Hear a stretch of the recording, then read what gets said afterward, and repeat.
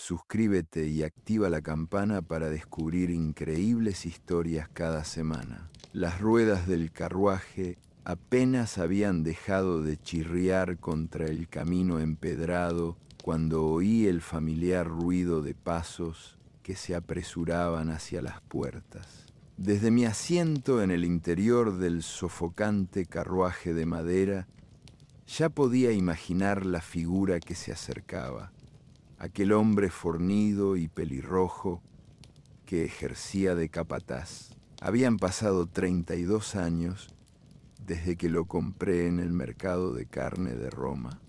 Verlo me llenaba de la misma mezcla de repugnancia y satisfacción pragmática que me había llevado a pagar 300 denarios por lo que otros habían descartado, como una bestia sin valor. La puerta del carruaje se abrió con su característico chirrido, y allí estaba él, Rufus, como lo había apodado hacía tantos años. Su cuerpo achaparrado bloqueaba el sol de la tarde, proyectando sombras sobre mi rostro curtido. El hombre carecía de cuello. Su cabeza desproporcionada parecía descansar directamente sobre los hombros, lo que le daba el aspecto de una criatura mitológica que había bajado de las colinas del Lacio.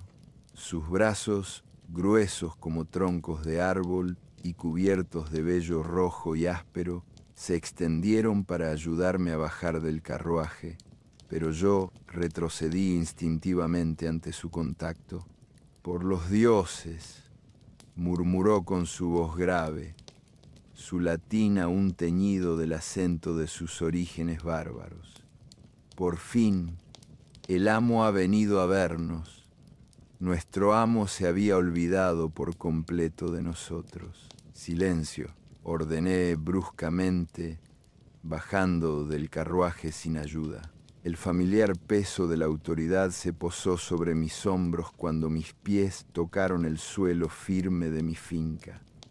Esta tierra, estos edificios, estas personas, todo ello me pertenecía a mí, Marco Porcio Catón, y me tomaba esa responsabilidad más en serio que cualquier deber senatorial que hubiera asumido en el foro. Aquí, en este rincón rural de la campiña romana, no era simplemente un político o un orador, sino el amo absoluto de un mundo que alimentaba a la gran ciudad y enriquecía a la república. Atravesé las puertas con pasos decididos.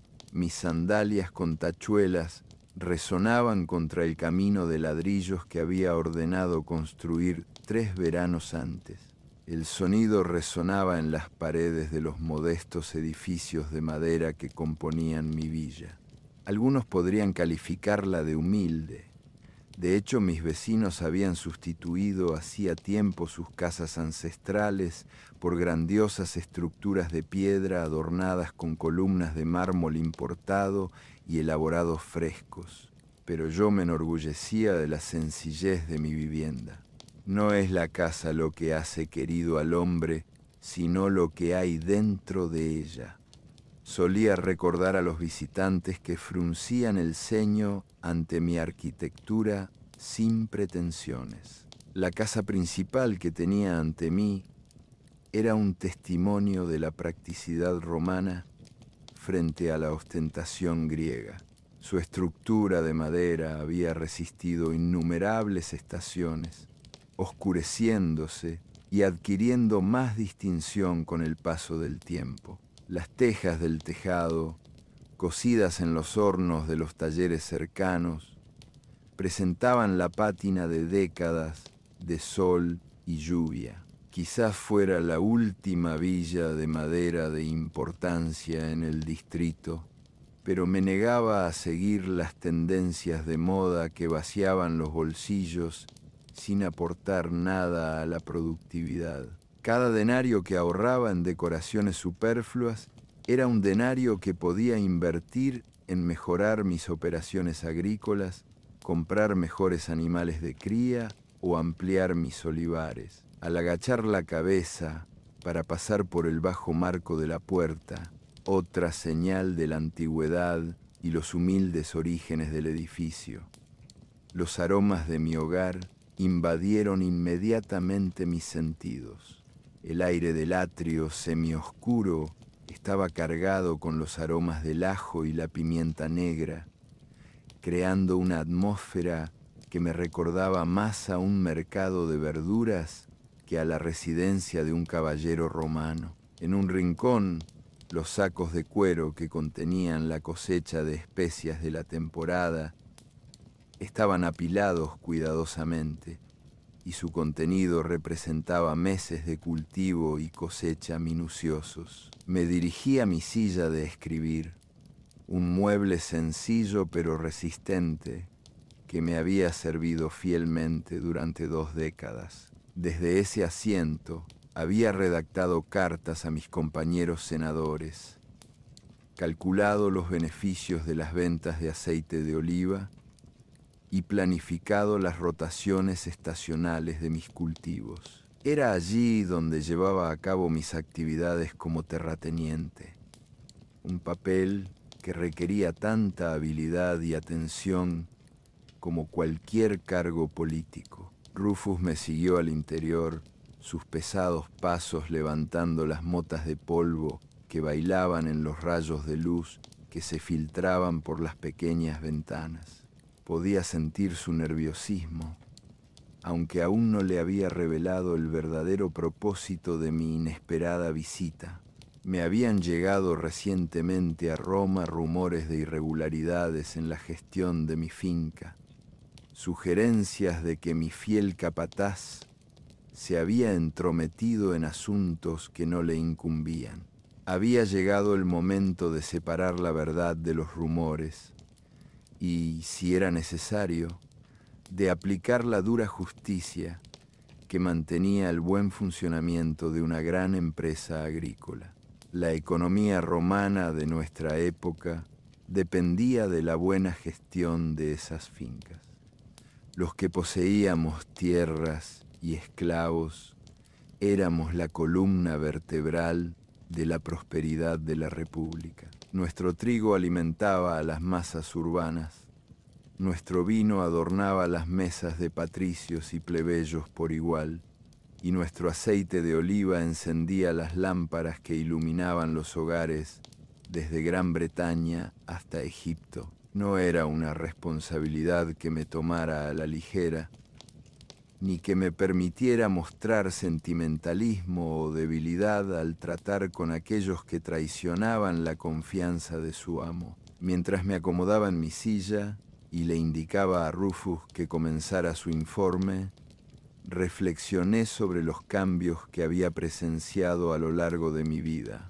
Cuando era joven, Roma era todavía una ciudad-estado que luchaba por el dominio de Italia. Ahora dominábamos el Mediterráneo y la riqueza que fluía hacia las arcas romanas había transformado no solo nuestra política, sino nuestra propia sociedad.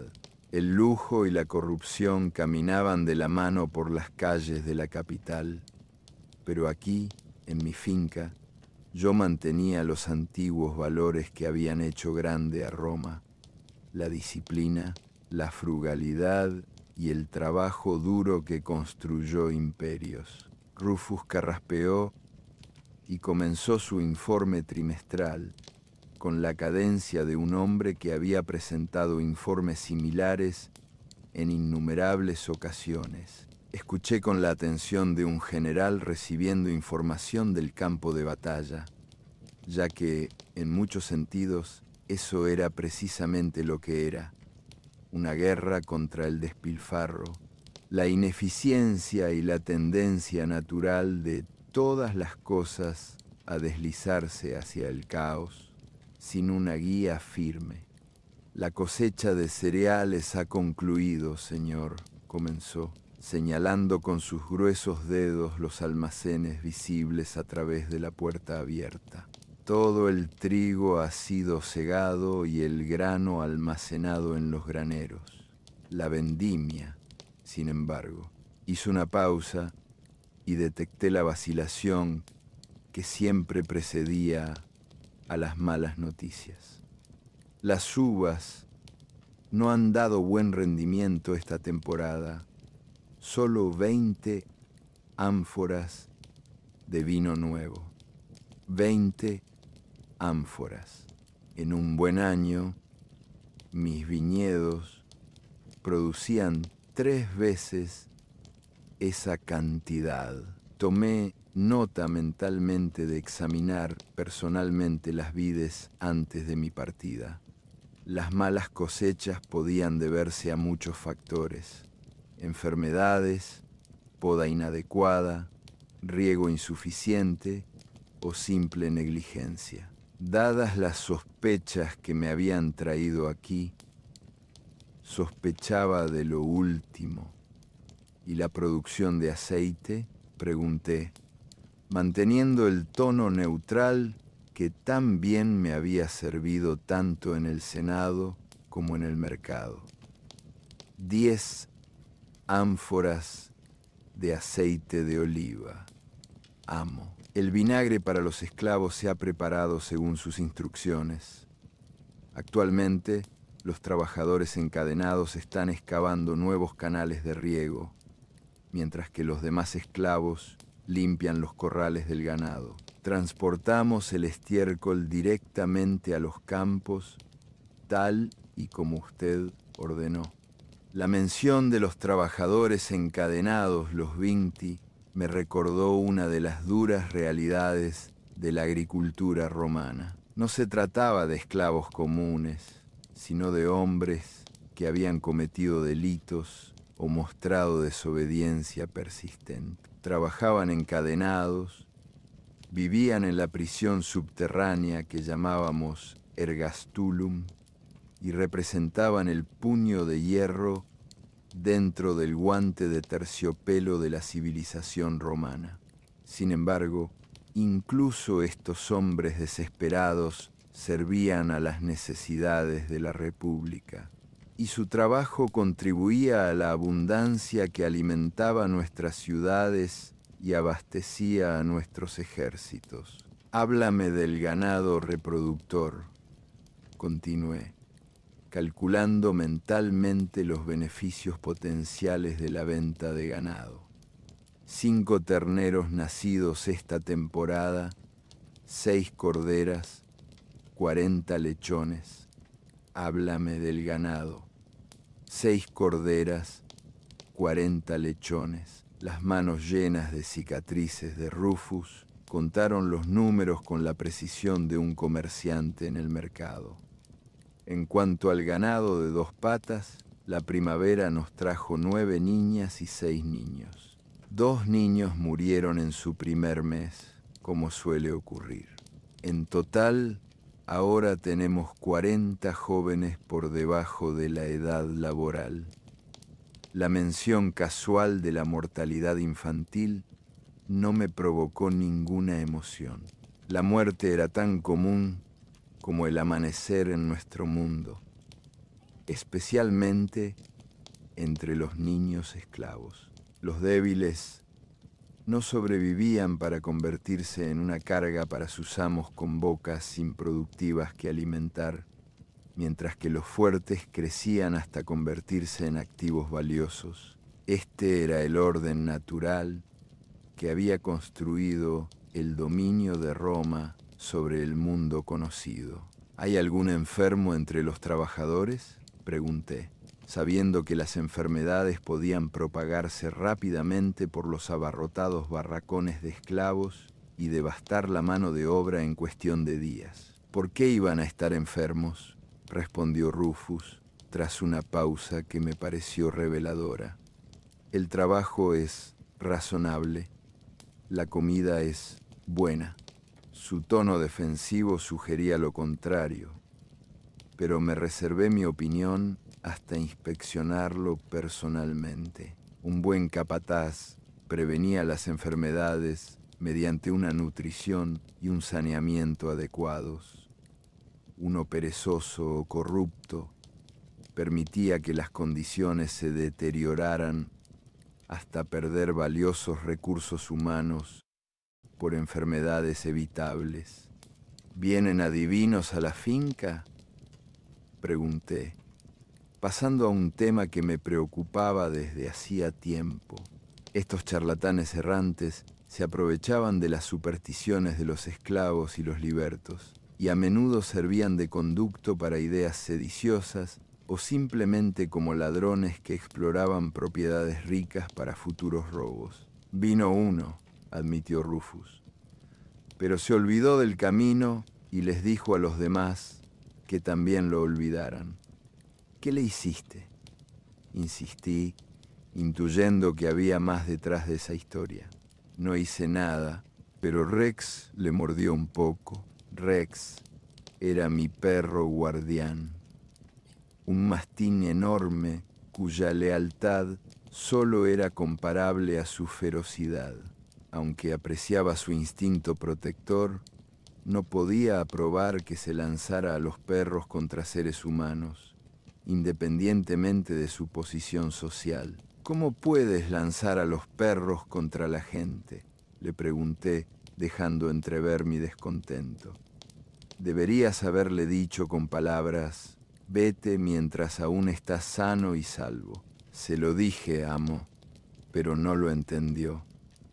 Así que solté a Rex. Esa lógica burda era típica de Rufus. Directa, eficaz, pero carente de la sofisticación que distinguía a un ciudadano romano de un bárbaro. Aún así, no lo había contratado por sus habilidades diplomáticas, sino por su capacidad para sacar el máximo rendimiento a una plantilla numerosa y diversa. Si te hago caso, parece que no necesito visitarla nunca. ¿No es así?, le desafié. Rufus sacudió enérgicamente su enorme cabeza. ¿Cómo no ibas a visitarla? Una villa sin la mirada del amo es un huérfano. Hice todo lo posible, pero quizás se me pasó algo por alto. En efecto, precisamente por eso he venido. Demos un paseo. Su pregunta vino acompañada del tono untuoso que había aprendido a asociar con sus intentos de adulación. ¿A dónde vamos, señor? Consideré cuidadosamente la ruta. Durante mi visita anterior, 6 meses antes, había comenzado mi inspección por los corrales y luego había pasado a examinar las bodegas y los almacenes de grano. Hoy me sentía obligado a seguir un camino inusual, uno que pudiera revelar los secretos que sospechaba que Rufus me ocultaba. El sistema de villas romanas que había perfeccionado durante décadas de cuidadosa gestión era un organismo complejo. Al igual que la propia República, funcionaba gracias a un delicado equilibrio entre autoridad, incentivos y castigos. Todos los esclavos, desde los niños más pequeños hasta los artesanos más hábiles, tenían un papel que desempeñar en la gran empresa. El capataz actuaba como mi representante, ejerciendo poder sobre cientos de vidas y rindiéndome cuentas de todos los aspectos de la producción y los beneficios. Mi tratado agrícola, de agricultura, que había estado componiendo durante las tranquilas tardes en Roma, conservaría algún día estos métodos para las generaciones futuras.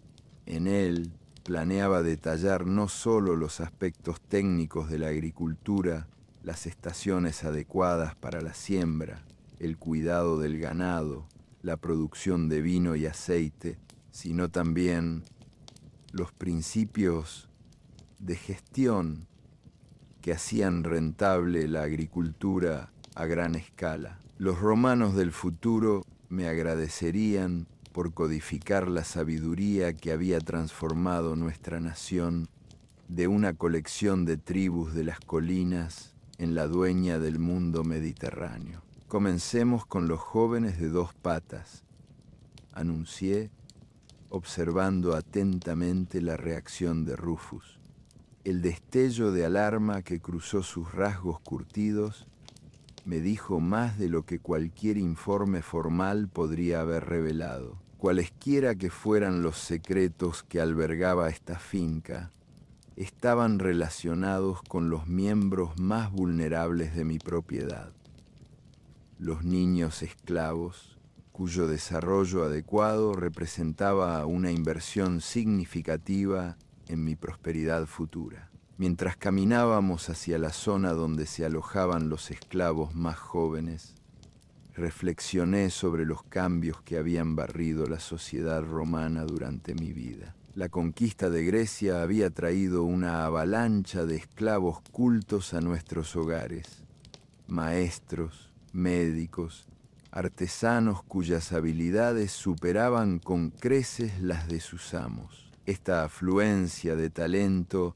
había transformado la cultura romana, pero también había introducido influencias corruptoras que amenazaban nuestros valores tradicionales. El lujo griego, la filosofía griega, la laxitud moral griega, todos estos elementos extranjeros debilitaron las severas virtudes que habían hecho grande a Roma.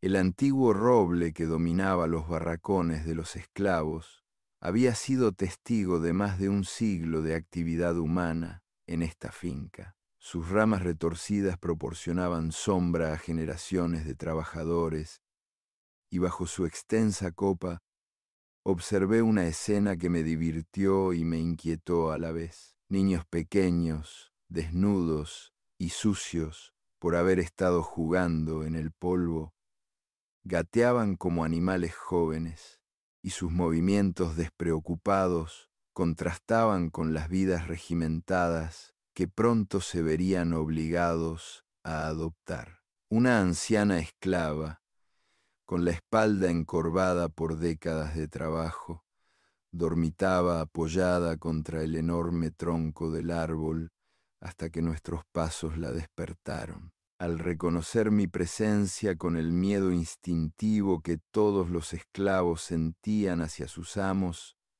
se puso de pie rápidamente y comenzó a reunir a sus pequeños a cargo. A algunos los agarraba de sus pequeñas manos, a otros les daba palmadas en sus traseros desnudos, reuniéndolos con la eficiencia que le daba la larga práctica. A la derecha, en un trozo de tierra desgastado por innumerables piececitos, los niños mayores se entretenían con juegos infantiles. Algunos jugaban a saltar a la comba, y sus risas resonaban en las paredes de la villa, mientras que otros lanzaban monedas en lo que reconocí como un antiguo juego de apuestas. La escena me trajo recuerdos de mi propia juventud, cuando yo también había participado en esos placeres sencillos, antes de que el deber y la ambición se apoderaran por completo de mi vida. Fruncí el ceño ante la escena que tenía ante mí. Estos niños representaban una inversión significativa, la futura mano de obra que mantendría la productividad de mi finca durante las próximas décadas. Sin embargo, allí estaban, desperdiciando las preciosas horas del día en actividades ociosas, cuando podrían estar aprendiendo habilidades que los harían más valiosos. Saltar sin sentido, murmuré entre dientes, con mi desaprobación evidente en cada sílaba. Rufus, sintiendo mi descontento, se apresuró a defender sus prácticas de gestión. ¿Qué trabajo podría haber para ellos ahora, señor? En otoño recogen el grano caído de la cosecha. En primavera, cuando escasea el pienso para el ganado, arrancan hojas para forraje. Por ahora, están creciendo y ganando fuerza. Su explicación era razonable, pero revelaba un malentendido fundamental de los principios que regían una empresa exitosa. El tiempo era el bien más preciado que poseía cualquier amo. Cada momento dedicado a una actividad improductiva Era un momento que podría haberse invertido en formación, aprendizaje o contribución a la prosperidad de la finca. La República Romana no había conquistado el mundo permitiendo que sus ciudadanos desperdiciaran su juventud en juegos sin sentido.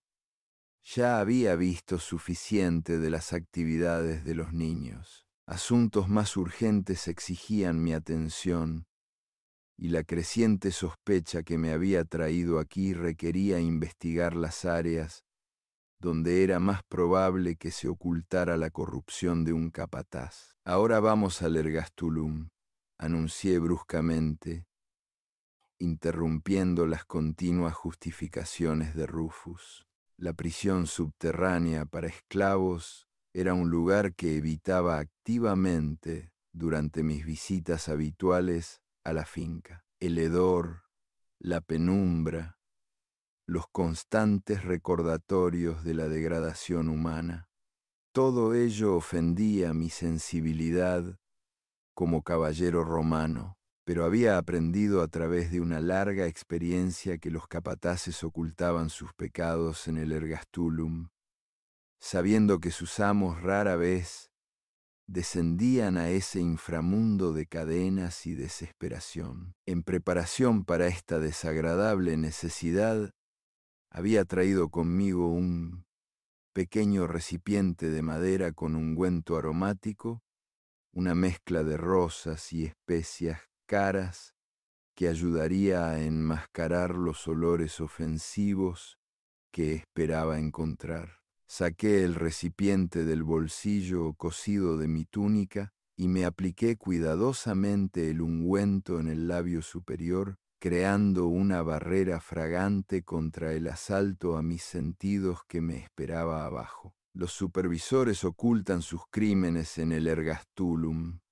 Pensé para mis adentros mientras nos acercábamos a la estructura baja, casi invisible, que albergaba a los esclavos más desesperados de mi finca. Desde la distancia, el ergastulum apenas se distinguía como un edificio. Sus muros se elevaban solo 2 codos por encima del nivel del suelo, mientras que su techo plano tenía la doble función de proporcionar a Rufus un lugar conveniente para secar los nabos y las coles que constituían la dieta principal de los trabajadores encadenados. El ocultamiento deliberado de la estructura reflejaba la actitud de los romanos hacia la carga humana que contenía, necesaria para la productividad agrícola, pero lo suficientemente vergonzosa como para ocultarla de la observación casual.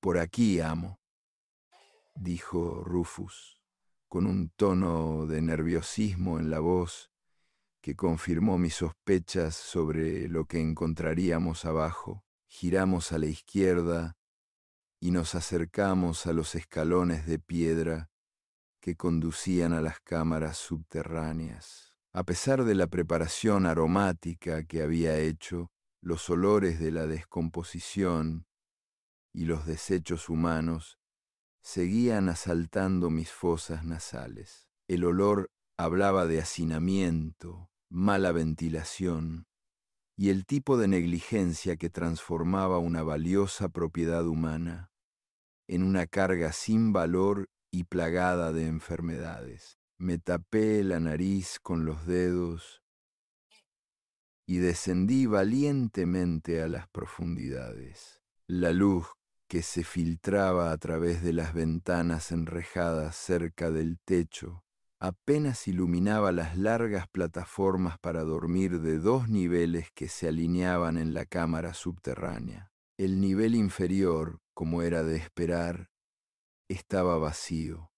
Los trabajadores encadenados estaban trabajando en las acequias de riego que se habían derrumbado tras las recientes lluvias. Sin embargo, desde una esquina de la plataforma superior pude oír los débiles gemidos de alguien que evidentemente se encontraba en apuros.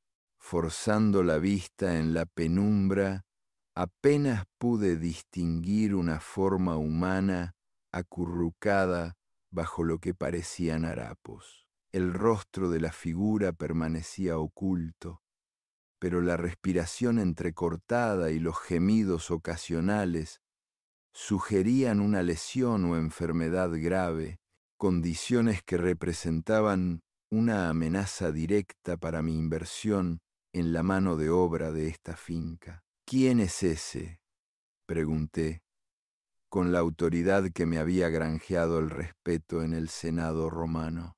Santus, el maestro, respondió Rufus, con la voz temblorosa por una emoción que no pude identificar de inmediato. ¿Por qué está aquí cuando su lugar está en el molino?, insistí, sospechando ya la respuesta.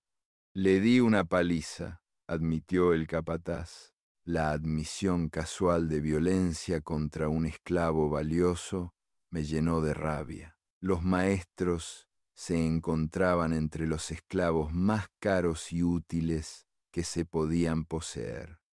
Un buen tutor griego podía alcanzar precios de 2000 denarios o más en los mercados de Roma. Proporcionaban educación a los hijos de la familia, servían como escribas y contables, y añadían refinamiento intelectual a cualquier finca que tuviera la suerte de poseerlos. Encontrar un activo tan valioso, reducido a una figura destrozada que gemía en el ergástulum, representaba tanto un desastre financiero como una catástrofe de gestión.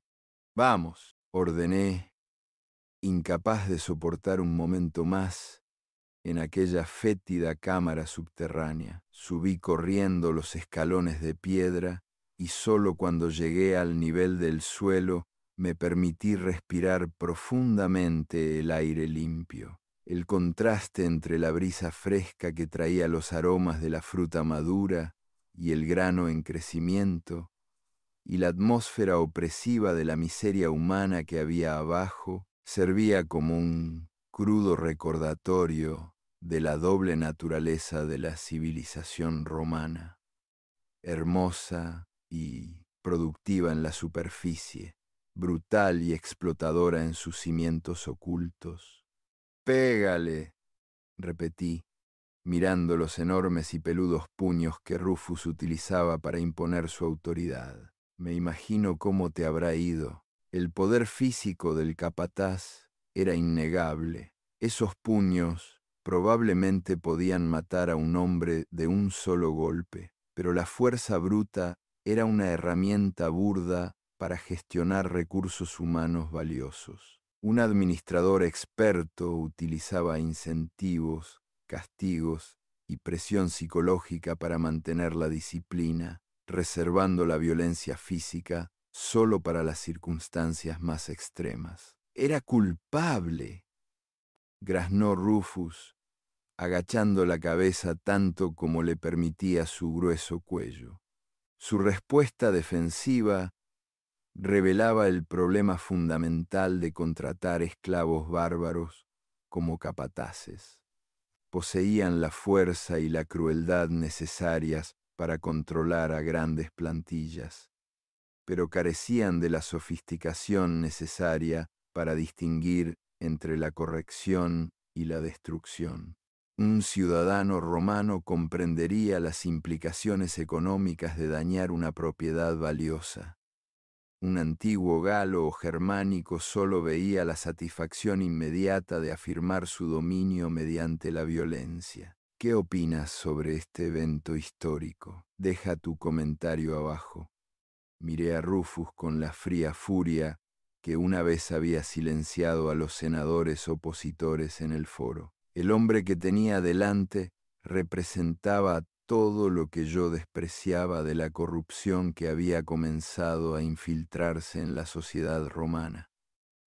La sustitución de la gestión inteligente por la fuerza bruta, el desperdicio de recursos valiosos por ignorancia y falta de criterio.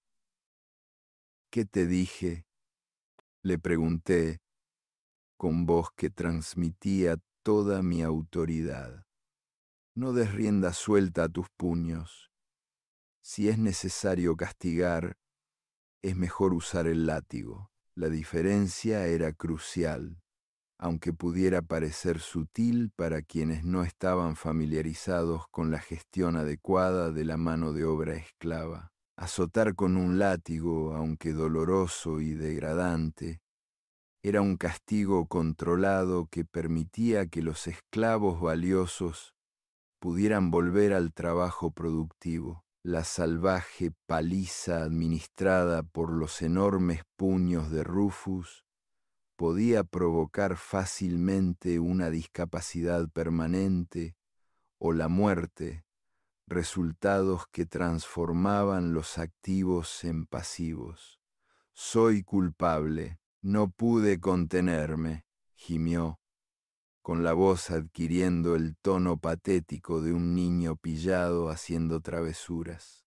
Deja de repetir como un loro, espeté, siempre diciendo, culpable, culpable. Esto es lo que haré. Deduciré el valor de este esclavo de tus ganancias. Entonces lo entenderás.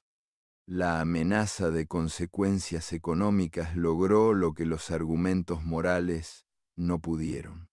Rufus se arrodilló inmediatamente y su anterior rebeldía dio paso a una súplica desesperada. No me arruine, amo. Mi esposa tiene mala salud y mis hijos son pequeños.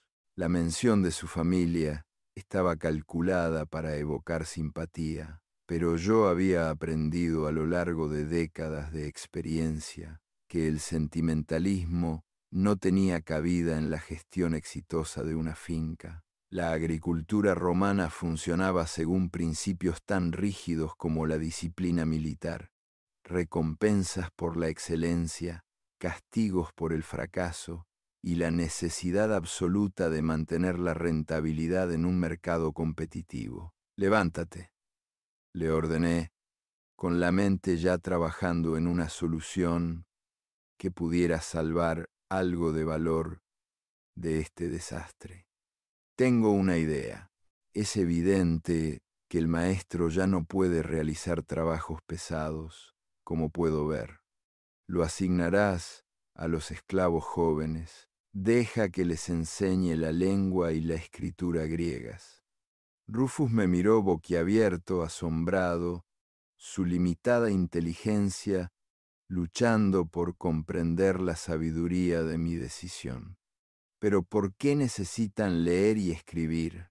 Han, su pregunta revelaba la diferencia fundamental entre la perspectiva de un esclavo bárbaro y el pensamiento estratégico de un ciudadano romano. Rufus solo veía lo inmediato: espaldas fuertes para trabajos pesados, sumisión a la autoridad, la simple relación entre amo y bestia de carga. Yo, sin embargo, comprendía la naturaleza evolutiva de la sociedad romana y el valor que se daba a los esclavos educados en los mercados contemporáneos.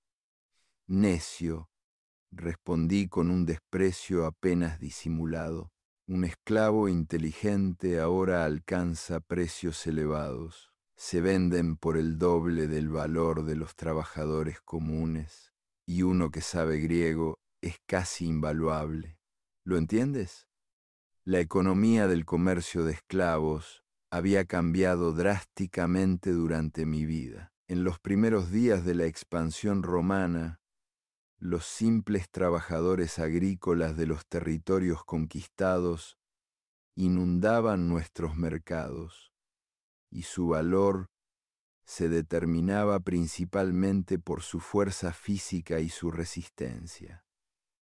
Pero a medida que nuestro imperio se expandía hacia las regiones cultas del Mediterráneo, Grecia, Egipto, Asia Menor, surgió una nueva categoría de mercancía humana. Los tutores griegos, en particular, se habían convertido en símbolos de estatus entre los romanos ricos. La capacidad de hablar griego con fluidez marcaba a una familia como sofisticada y culta. La literatura, la filosofía y la retórica griegas se consideraban cada vez más componentes esenciales de una educación romana adecuada. Un esclavo que pudiera enseñar estas materias a los hijos de una familia prominente podía vivir cómodamente, disfrutar de estímulos intelectuales e incluso ganarse la manumisión como recompensa por su fiel servicio. Rufus asintió con entusiasmo, comprendiendo por fin las implicaciones financieras de mi decisión. La transformación de la confusión al acuerdo entusiasta fue casi cómica, como ver a un niño torpe comprender de repente un concepto matemático sencillo. Volveré en primavera para comprobar sus progresos, continué, insistiendo en la importancia de este nuevo acuerdo. Dile al profesor exactamente lo que espero. ¿A dónde vamos ahora?, preguntó Rufus, con la confianza parcialmente recuperada tras resolver su crisis. A los corrales, respondí, pero mientras hablaba, el sonido de ruedas y cascos interrumpió nuestra conversación. Una carreta tirada por 2 mulas había llegado a la puerta principal de mi finca y se había detenido junto a mi propio carruaje, donde mi cochero atendía a los caballos. El diseño del vehículo y la calidad de los animales de tiro sugerían que se trataba de un comerciante de medios modestos, alguien dedicado al comercio regional y no a las grandes empresas comerciales que conectaban Roma con los rincones más lejanos del imperio. ¿Quién es este invitado?, pregunté, notando con creciente sospecha cómo Rufus se había puesto pálido de repente. El silencio del capataz era más revelador que cualquier confesión. Su rostro curtido había perdido todo color, adquiriendo el aspecto blanquecino y enfermizo de la tiza. El dramático cambio en su comportamiento confirmaba que este visitante inesperado estaba relacionado de alguna manera con la corrupción que había venido a investigar. Respóndeme, ¿quién es? Habla, ordené, pero Rufus solo respondió con un temblor. ¿Te has tragado la lengua o qué?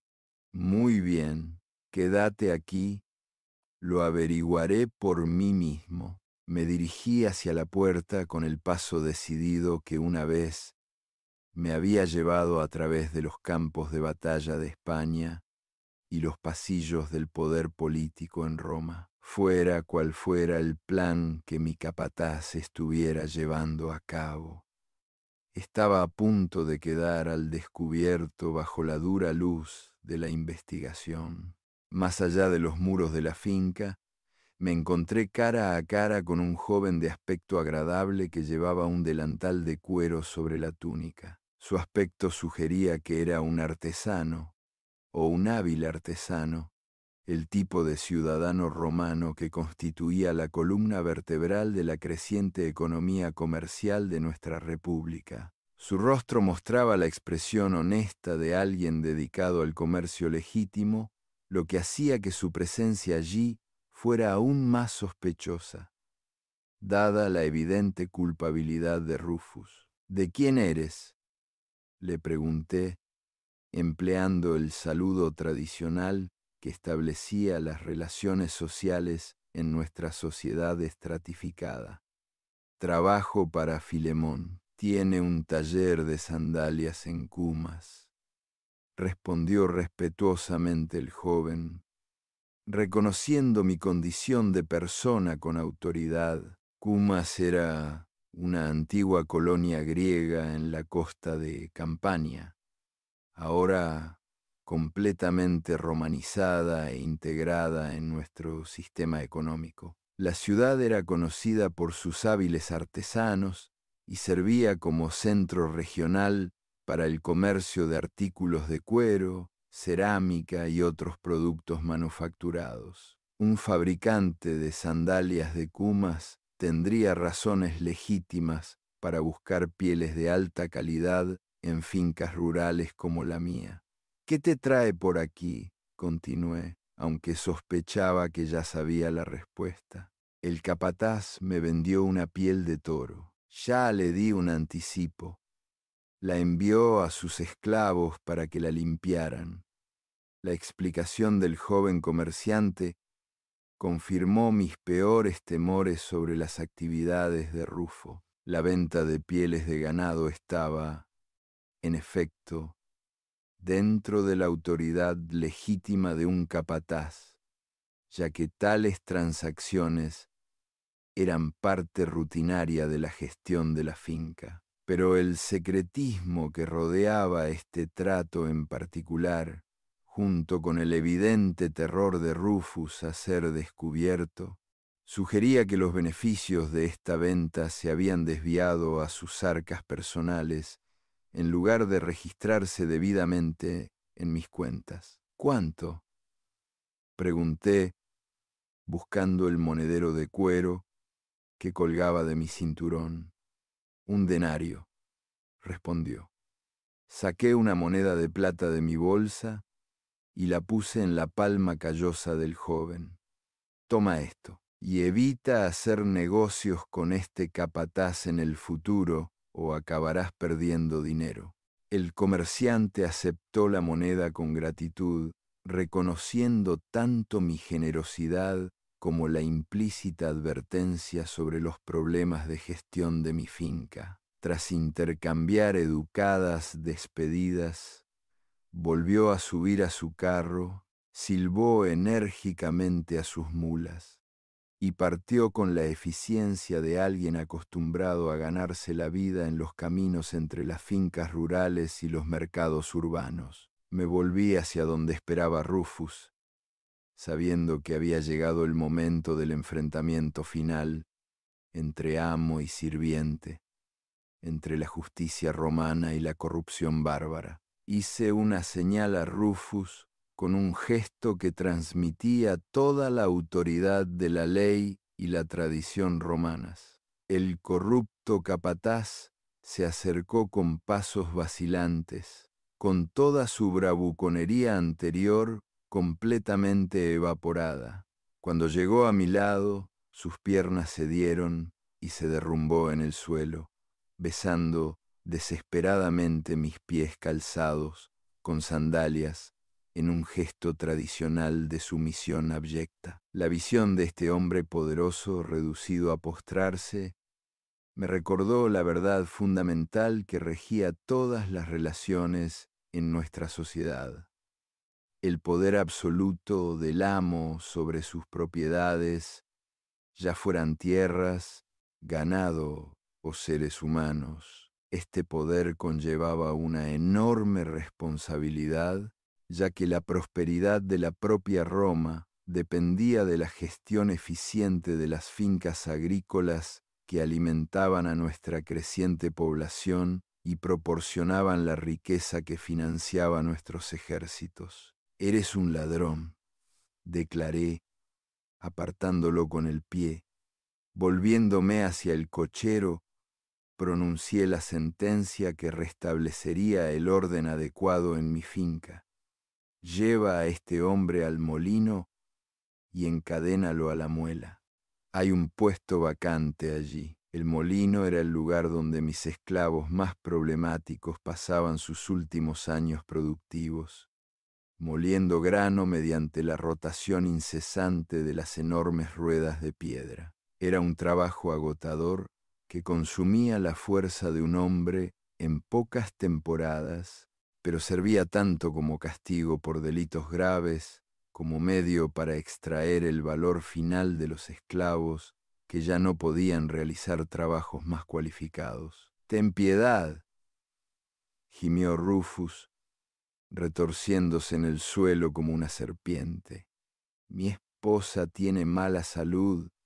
¿Qué será de mis gemelos?» Sus desesperadas súplicas a mi compasión revelaban un malentendido fundamental de la situación que él mismo había creado con su codicia y deshonestidad. El momento de la misericordia había pasado cuando decidió robar a su amo, golpear casi hasta la muerte a esclavos valiosos y realizar transacciones comerciales no autorizadas para su propio beneficio. ¿Por qué te preocupas por tu esposa?, le pregunté con frialdad. Ahora será la esposa del capataz que enviaré para sustituirte. Esta era la práctica habitual en la gestión de las fincas romanas. Cuando se destituía a un capataz por una causa justificada, su sustituto solía heredar los acuerdos domésticos de su predecesor junto con sus responsabilidades profesionales. La mujer seguiría desempeñando sus tareas domésticas, mientras que los hijos permanecerían en la finca como parte de mi población esclava. Era un sistema eficaz que evitaba la interrupción de las rutinas establecidas y garantizaba que no se desperdiciaran recursos humanos valiosos mediante separaciones innecesarias. Me volví hacia mi cochero, que había estado esperando pacientemente sus instrucciones. Yo mismo volveré a Roma, anuncié. Tú serás el capataz temporal hasta que pueda enviar un sustituto permanente. Después de encadenar a este criminal a la rueda del molino, libera al maestro Xanthus del Ergastulum. Encárgale que enseñe a los chicos la lengua y la escritura griegas. No se me escapó la ironía. El esclavo al que Rufus había golpeado brutalmente asumiría ahora una posición de autoridad sobre el recurso más preciado de la finca, su futura generación de trabajadores. Xanthus, a pesar de su situación actual, poseía conocimientos que podían multiplicar el valor de cada niño bajo su instrucción. En los competitivos mercados del mundo moderno, los esclavos educados alcanzaban precios elevados que podían financiar la compra de tierras adicionales, la mejora de los equipos y la expansión de las operaciones agrícolas. Mientras subía al banco del cochero de mi carruaje, preparándome para tomar las riendas, le di mis últimas instrucciones al hombre que una vez había sido mi capataz de confianza. Lleva a sus hijos a reunirse con los otros esclavos jóvenes. Estas palabras sellaron el destino de Rufus y demostraron la lógica inexorable de la justicia romana. Su corrupción no solo le había costado su puesto y su libertad, sino que también había condenado a sus hijos a la misma servidumbre de la que él había intentado escapar mediante el robo. Los gemelos crecerían junto a los demás niños esclavos, aprendiendo las mismas lecciones de obediencia y productividad que los convertirían en activos valiosos para mi finca. La transformación de un hombre de familia libre a un trabajador encadenado en una fábrica representaba una de las realidades fundamentales de nuestro sistema social. En Roma, el estatus nunca era permanente. La rueda de la fortuna podía elevar a un esclavo a la riqueza y la influencia, o hundir a un hombre libre en la esclavitud y la miseria. Lo que importaba no era el nacimiento o la posición temporal de uno, sino su carácter y las decisiones que tomaba cuando se enfrentaba a retos morales. Mientras cogía las riendas de cuero y me preparaba para guiar a mis caballos de vuelta a la capital, reflexioné sobre los descubrimientos del día y las medidas que había tomado para abordarlos. La finca seguiría funcionando, quizás con más eficiencia que antes. El supervisor corrupto había sido destituido y serviría de ejemplo para su sustituto. El valioso maestro se recuperaría de sus lesiones y comenzaría la importante labor de educar a la próxima generación de esclavos.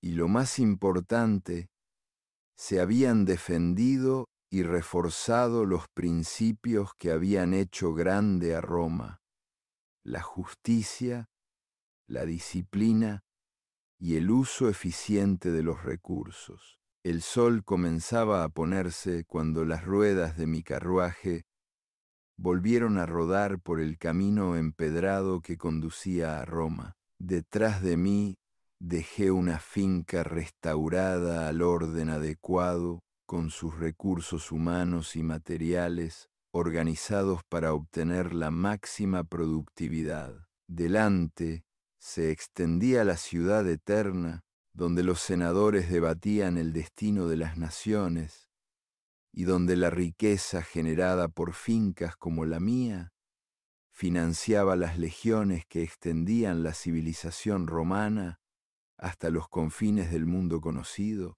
La jornada de trabajo había terminado, pero la gran tarea de mantener la grandeza romana continuaba. Cada finca bien gestionada, cada esclavo disciplinado, cada denario de ganancia honesta contribuía a la fortaleza de la República.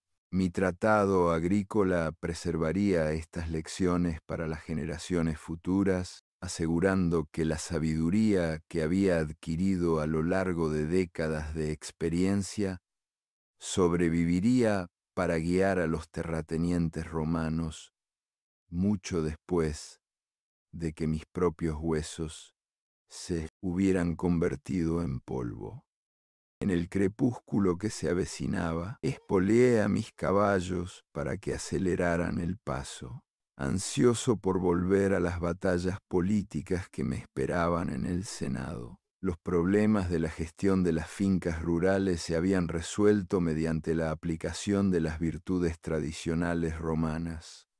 Una justicia severa, templada por la sabiduría práctica, la subordinación de los sentimientos inmediatos al beneficio a largo plazo y el compromiso inquebrantable con los principios que habían elevado a una pequeña ciudad-estado italiana a dominar el mundo mediterráneo. El sonido rítmico de los cascos sobre la piedra acompañaba perfectamente mis pensamientos mientras reflexionaba sobre el futuro de la agricultura y la sociedad romanas.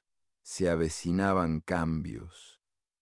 Podía intuirlos en la creciente sofisticación de los mercados de esclavos, en la creciente demanda de personal doméstico cualificado, en las complejas relaciones económicas que ahora conectaban las fincas rurales con los centros urbanos y las provincias lejanas. Pero fueran cuales fueran las transformaciones que se avecinaban, estarían guiadas por los principios eternos que habían hecho grande a Roma: disciplina, eficiencia y el ejercicio adecuado de la autoridad al servicio del bien común. El viaje de regreso a Roma me proporcionó tiempo suficiente para reflexionar sobre los acontecimientos del día y sus implicaciones más amplias para los cimientos agrícolas de la República Romana.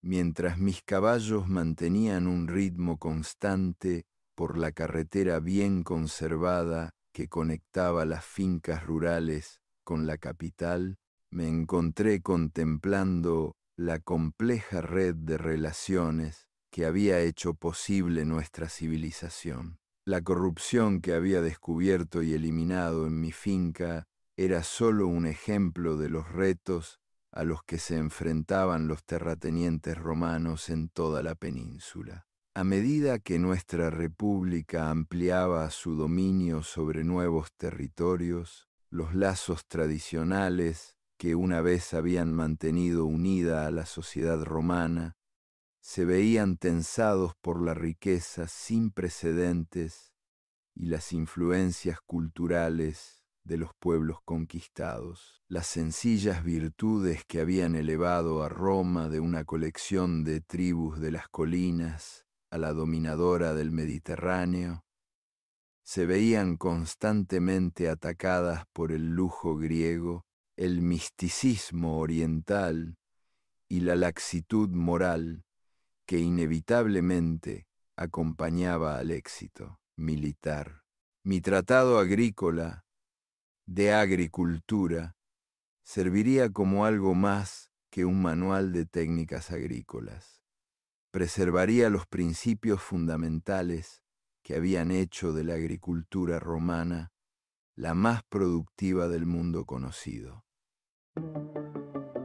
Las generaciones futuras necesitarían comprender no solo los aspectos prácticos de la rotación de cultivos y la cría de ganado, sino también la filosofía de gestión que transformaba a los esclavos potencialmente rebeldes en trabajadores productivos y los caóticos, paisajes rurales en empresas ordenadas y rentables.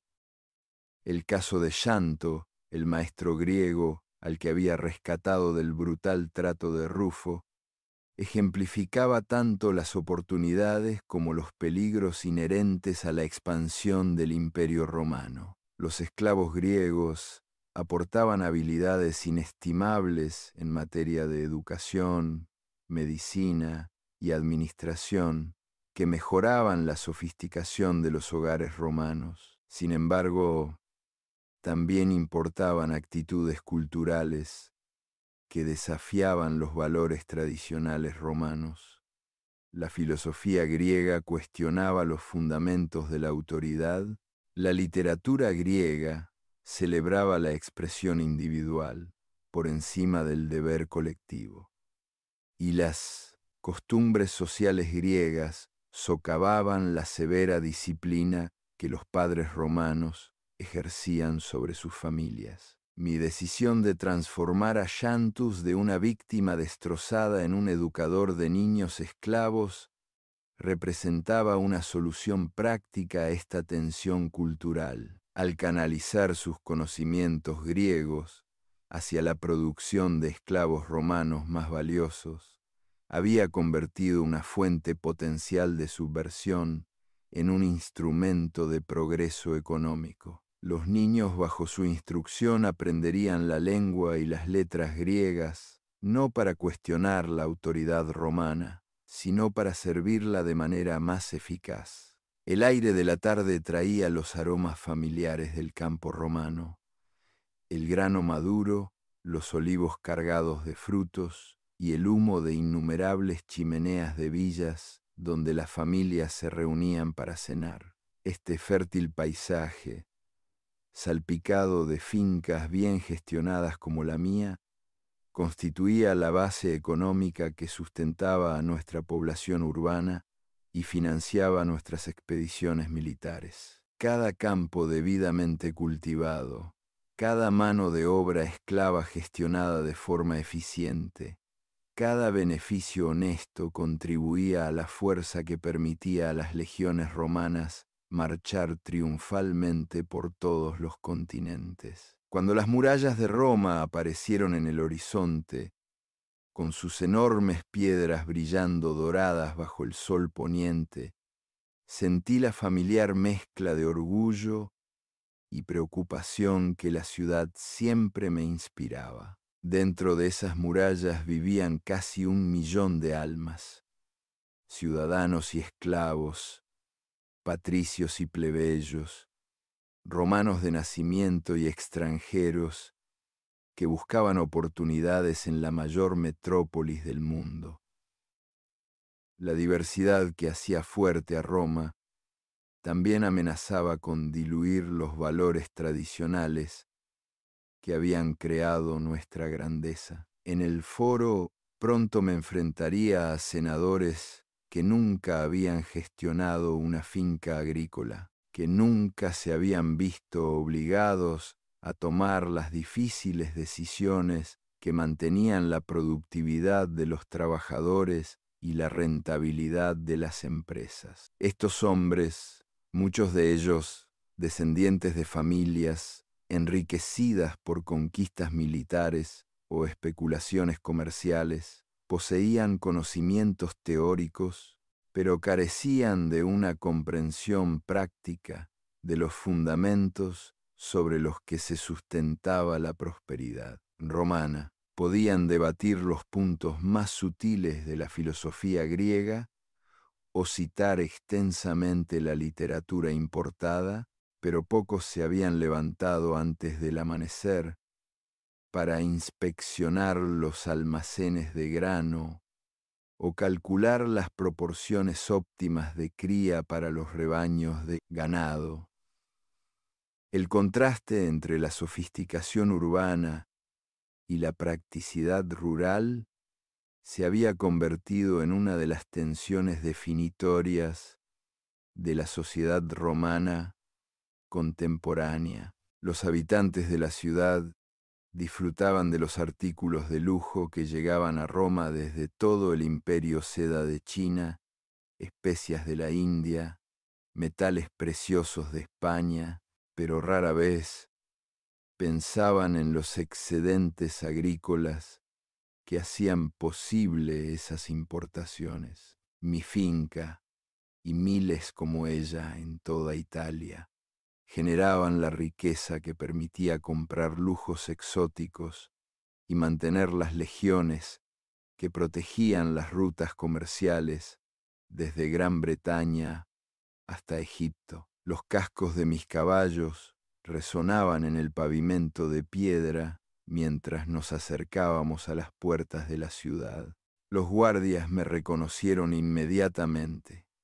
Mi reputación como senador y exitoso terrateniente me precedía en la mayor parte de Roma. Sus respetuosos saludos me recordaron que, a pesar de los retos a los que se enfrentaba nuestra república, las instituciones fundamentales que habían construido nuestra grandeza seguían intactas. La ley romana seguía rigiendo las disputas entre los ciudadanos, la disciplina romana seguía manteniendo el orden en nuestros ejércitos y los métodos agrícolas romanos seguían produciendo la abundancia que alimentaba a nuestra creciente población. Las calles de la capital bullían con la actividad vespertina, mientras los comerciantes cerraban sus tiendas, los artesanos terminaban sus tareas diarias y las familias se preparaban para la noche. Los esclavos se apresuraban por las calles principales, llevando antorchas para iluminar el camino de sus amos, mientras los ciudadanos libres se reunían en las tabernas para discutir los acontecimientos políticos del día. La compleja jerarquía que organizaba esta comunidad urbana reflejaba los mismos principios que yo aplicaba en la gestión de mi finca rural: líneas de autoridad claras, recompensas adecuadas por el servicio fiel y castigos rápidos para quienes violaban el orden establecido.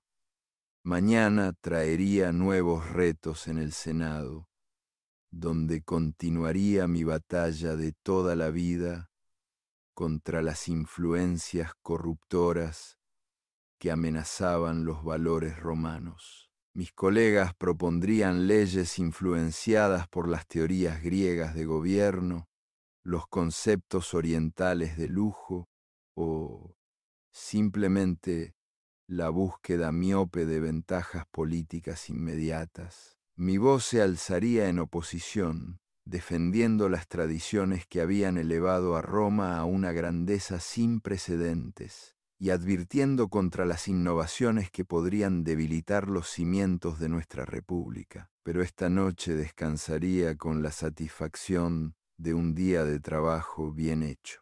Mi finca había sido purgada de corrupción, sus recursos humanos reorganizados para obtener la máxima productividad y su futuro asegurado mediante principios de gestión adecuados. Las lecciones aprendidas durante esta investigación servirían de base para mis escritos sobre agricultura y proporcionarían ejemplos concretos de los retos a los que se enfrentaban los terratenientes romanos en toda la península. Y lo que es más importante, la severa justicia que había administrado serviría de advertencia a otros supervisores que pudieran verse tentados a traicionar la confianza de sus amos. Mientras guiaba a mis caballos por las calles familiares hacia mi residencia en la ciudad, reflexionaba sobre la continuidad que conectaba mis funciones como senador, terrateniente y guardián de las tradiciones romanas. Cada responsabilidad reforzaba a las demás. Mi experiencia agrícola influía en mis posiciones políticas. Mi dignidad senatorial aumentaba mi autoridad sobre los trabajadores rurales, y mi compromiso con los valores tradicionales guiaba tanto mis decisiones públicas como privadas.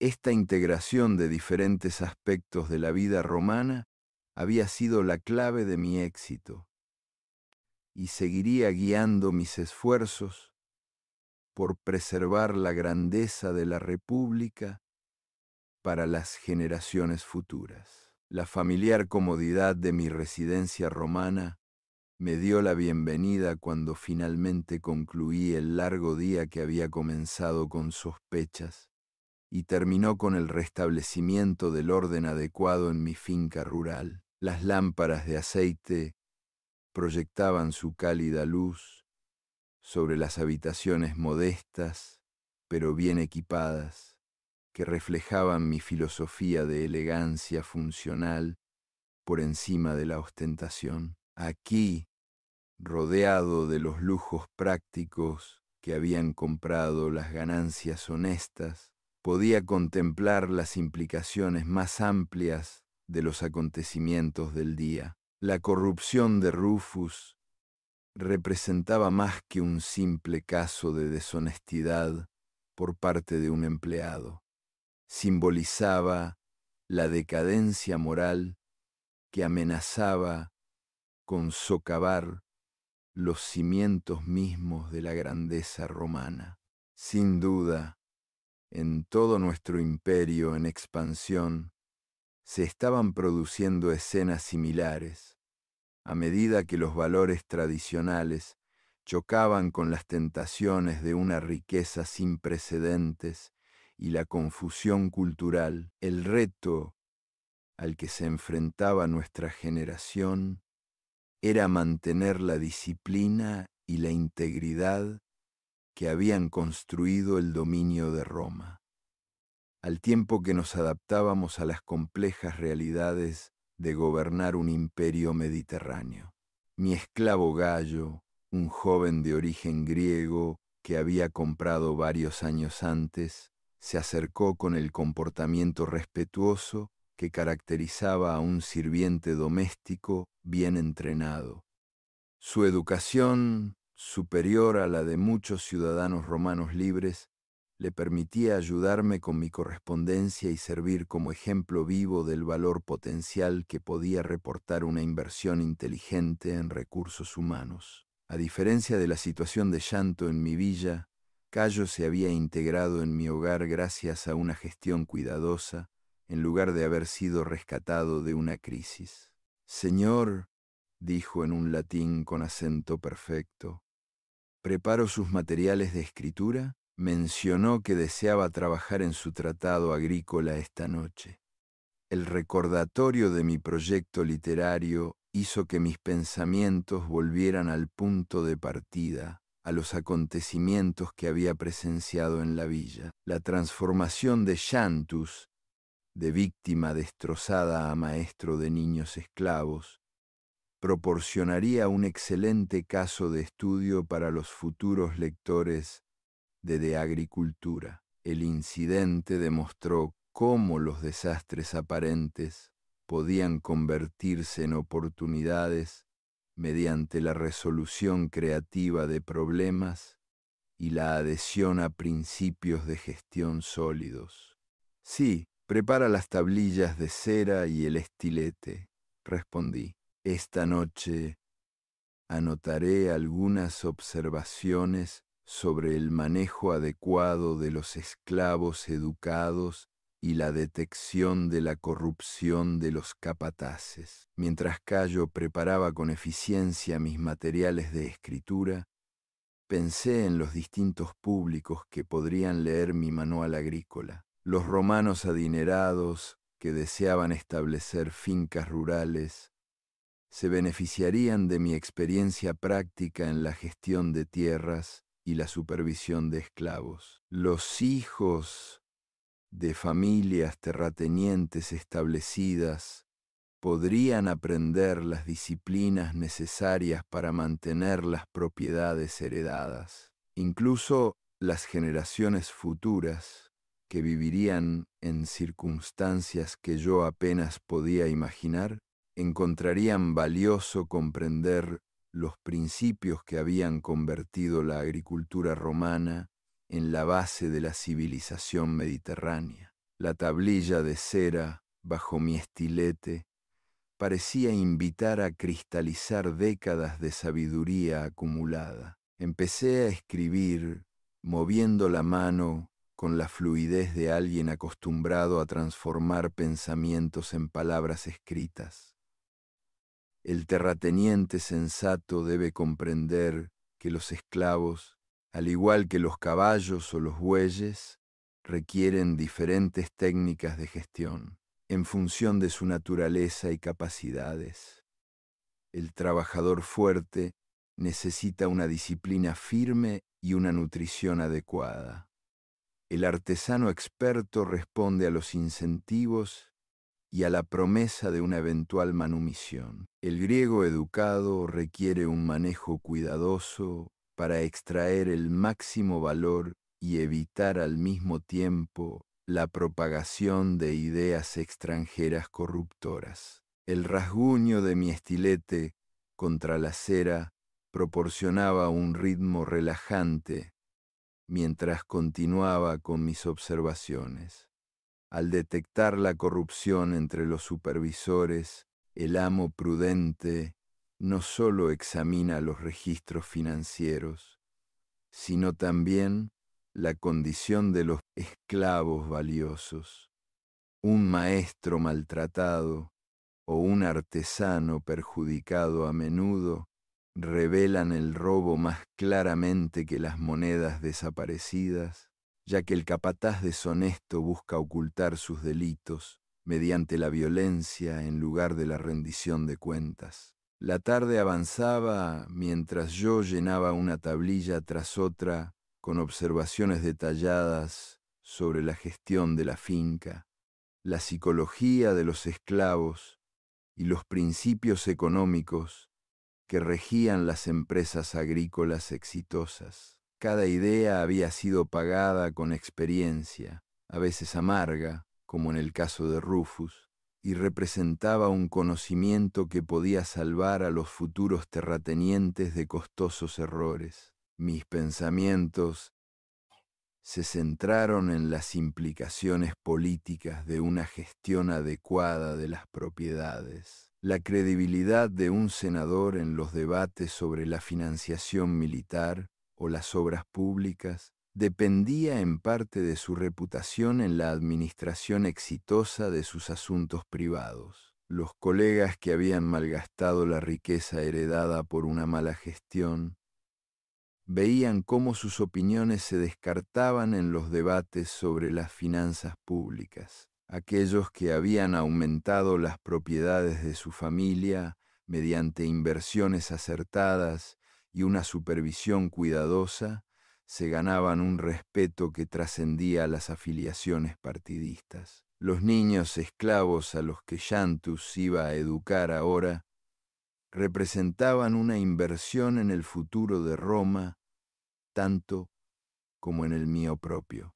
Estos jóvenes, formados en la lengua griega y la disciplina romana, acabarían sirviendo en hogares de todo el imperio. Algunos podrían convertirse en maestros, transmitiendo sus conocimientos a otra generación. Otros podrían servir como administradores, escribas o artesanos cualificados, cuyas capacidades contribuirían a la compleja economía que sustentaba la civilización romana. A medida que la noche avanzaba y el aceite de mis lámparas se consumía, me encontraba volviendo una y otra vez a la pregunta fundamental que había impulsado toda mi carrera. ¿Cómo podía Roma mantener los valores que habían creado su grandeza y, al mismo tiempo, adaptarse a los retos de gobernar un imperio diverso y extenso?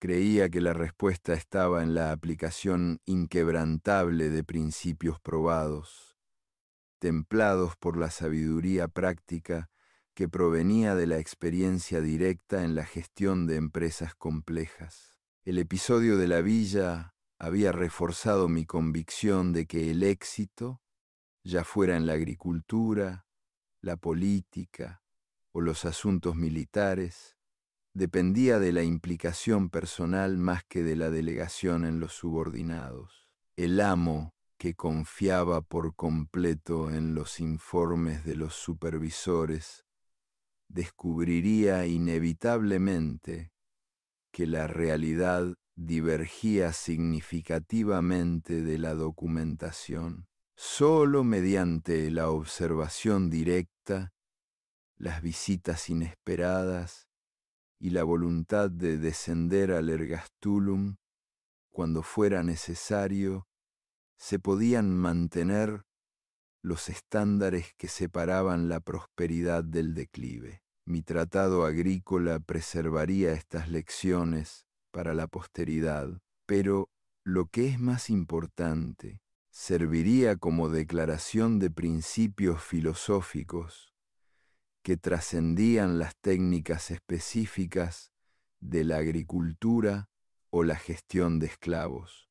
Los futuros lectores aprenderían que las mismas cualidades que contribuían al éxito de la administración de una finca, atención al detalle, disciplina firme pero justa, visión a largo plazo e integridad personal, eran esenciales para el éxito en cualquier empresa que sirviera a la República Romana.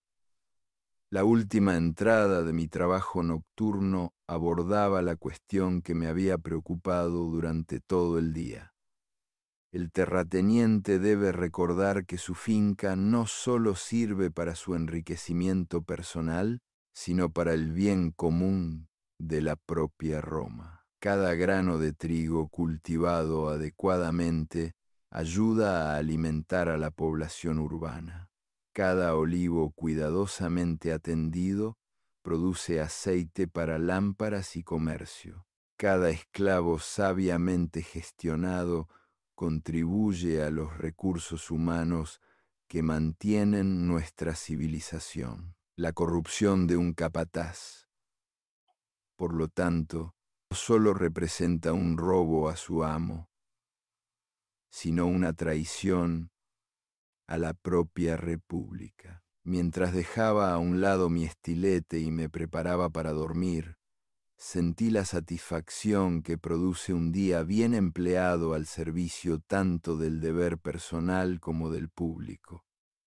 El día siguiente traería nuevos retos en el Senado, donde las lecciones aprendidas en mi villa influirían en mis contribuciones a los debates sobre gobernanza y política. La integración de la experiencia privada con la responsabilidad pública había sido el principio rector de toda mi carrera y seguiría dando forma a mis esfuerzos por preservar la grandeza romana para las generaciones futuras. Si has disfrutado aprendiendo sobre este pedazo de historia, dale like al video, suscríbete para más historias fascinantes y dime en los comentarios qué período histórico te gustaría explorar a continuación.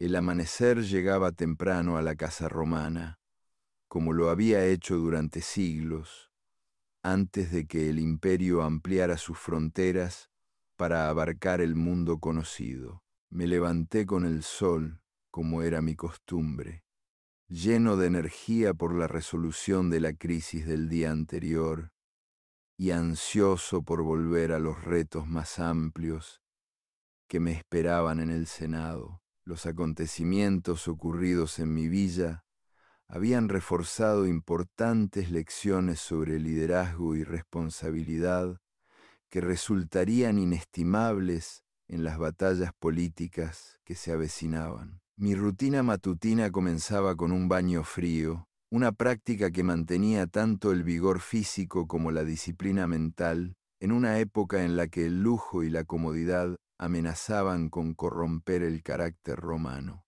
El impacto del agua fría servía como recordatorio diario de que la comodidad debía ganarse a través de los logros y no darse por sentada como un derecho. Este sencillo ritual me conectaba con las tradiciones de mis antepasados, que habían construido la grandeza de Roma a través del sacrificio y la autodisciplina.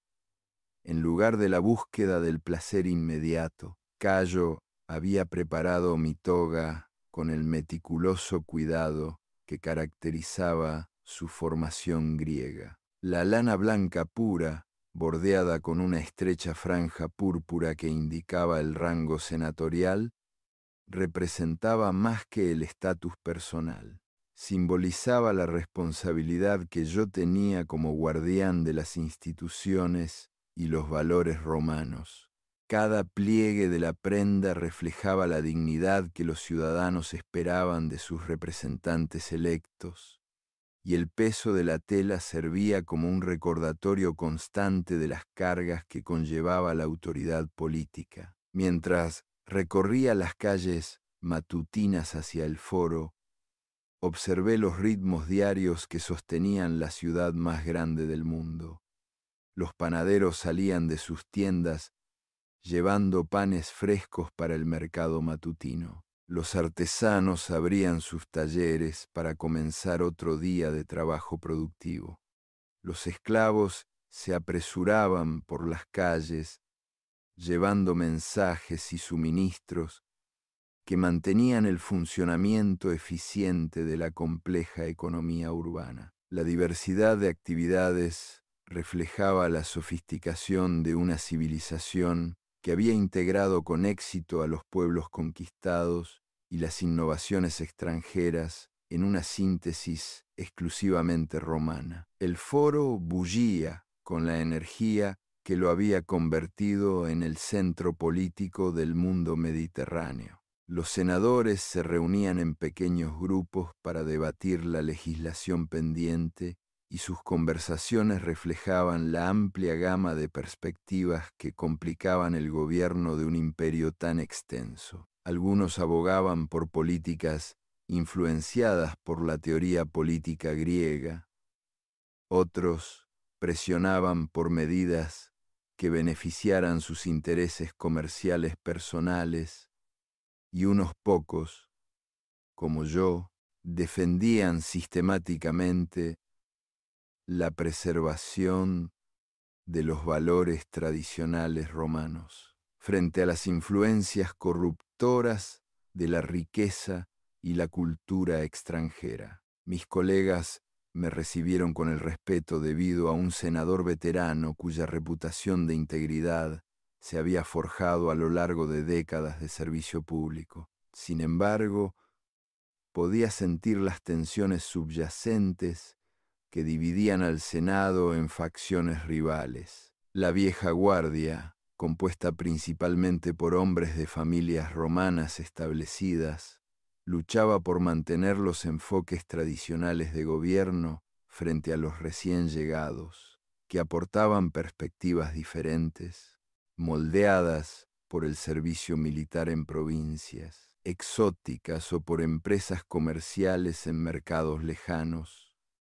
El primer debate de la mañana versó sobre la financiación de proyectos de obras públicas en territorios recientemente conquistados Los defensores argumentaron que las infraestructuras al estilo romano ayudarían a integrar las nuevas provincias en el imperio, creando lealtad a través de los beneficios visibles del dominio romano. Los detractores se mostraron preocupados por los enormes costes que ello supondría y cuestionaron si no sería mejor destinar los recursos a reforzar las bases agrícolas de Italia, en lugar de construir monumentos al poder romano en tierras extranjeras. Me levanté para dirigirme a la asamblea con una voz que transmitía la autoridad que me daba la experiencia práctica en la gestión de grandes empresas.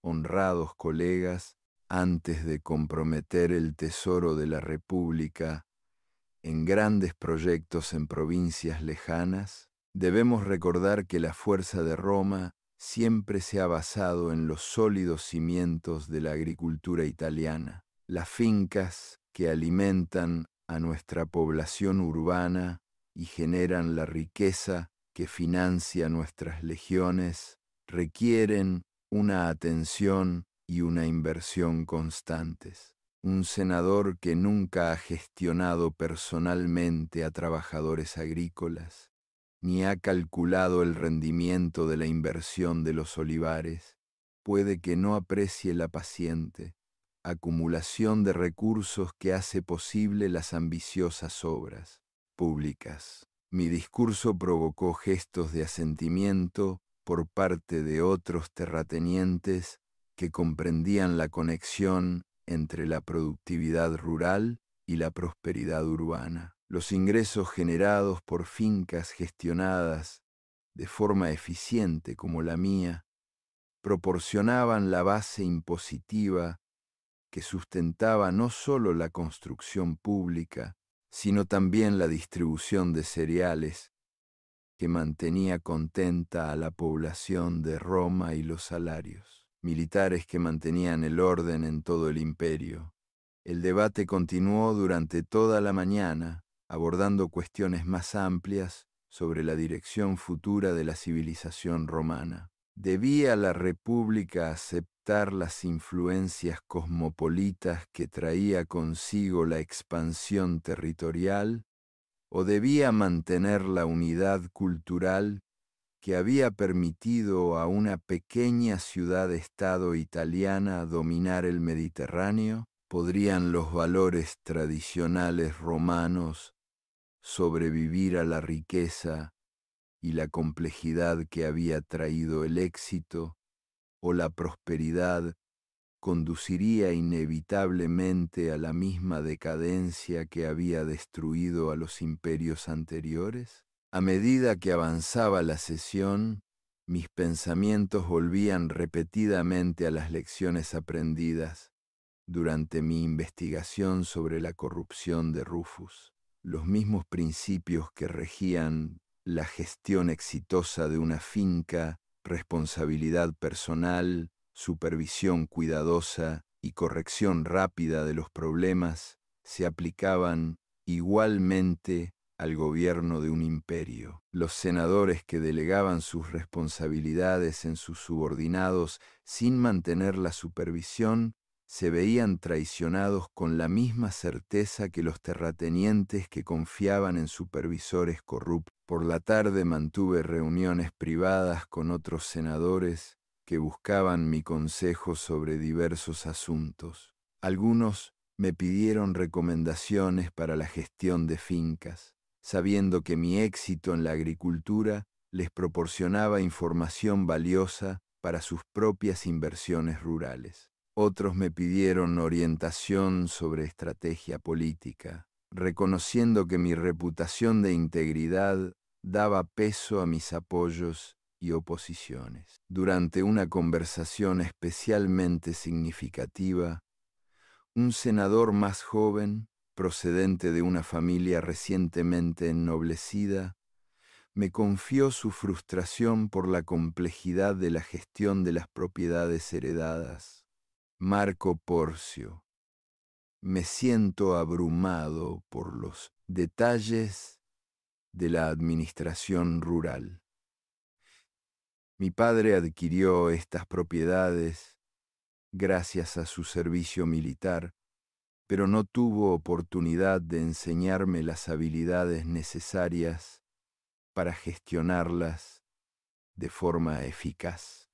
¿Cómo se aprende a detectar la deshonestidad de los capataces o a evaluar la productividad de las diferentes técnicas agrícolas?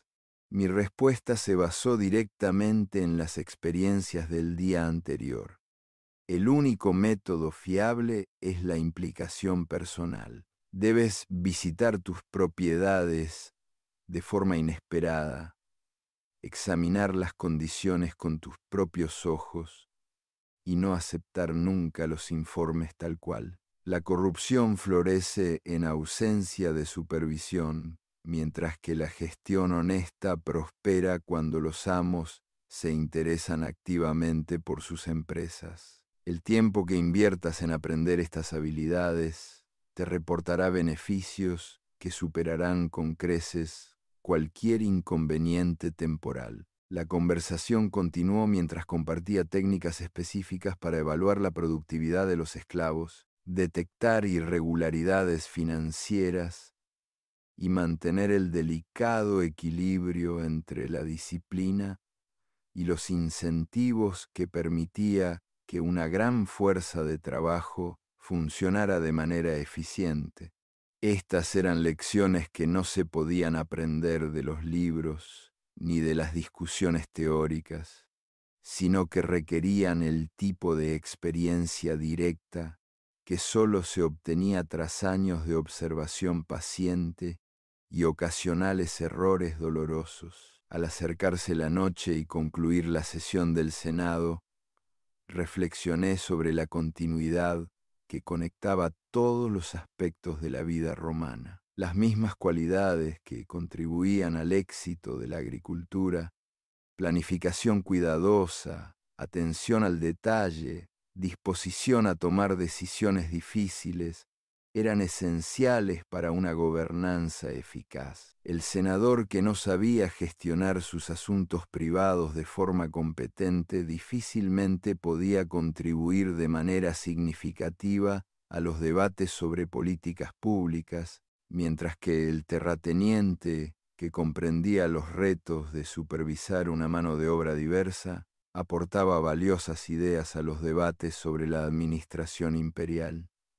El camino de vuelta a mi residencia me brindó la oportunidad de reflexionar por última vez sobre las actividades del día. Mi tratado agrícola acabaría conservando los conocimientos prácticos que había acumulado a lo largo de décadas de gestión de fincas. Pero lo que es más importante, serviría como testimonio de los valores que habían hecho grande a Roma. Los futuros lectores aprenderían no solo a cultivar la tierra o a gestionar esclavos, sino también a mantener la disciplina y la integridad que distinguían a la civilización de la barbarie. Las lámparas de aceite de mi estudio esperaban mi regreso para continuar con la escritura nocturna, donde seguiría registrando las observaciones que algún día podrían guiar a otros romanos que se enfrentaran a retos similares. La integración de la experiencia privada con la responsabilidad pública seguiría siendo el tema central tanto de mi obra literaria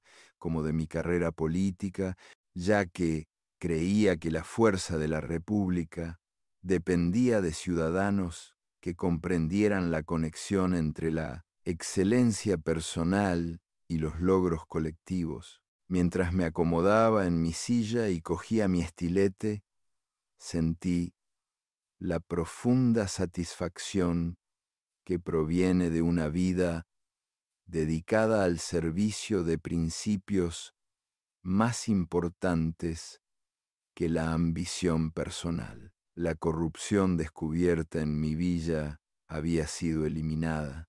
El debate del Senado había avanzado importantes discusiones sobre la política imperial, y la escritura de esa noche contribuiría a la preservación de la sabiduría romana para las generaciones futuras. Cada día traía nuevas oportunidades para fortalecer los cimientos sobre los que se apoyaba nuestra civilización, y cada responsabilidad cumplida nos acercaba más a garantizar que la grandeza romana perdurara durante siglos.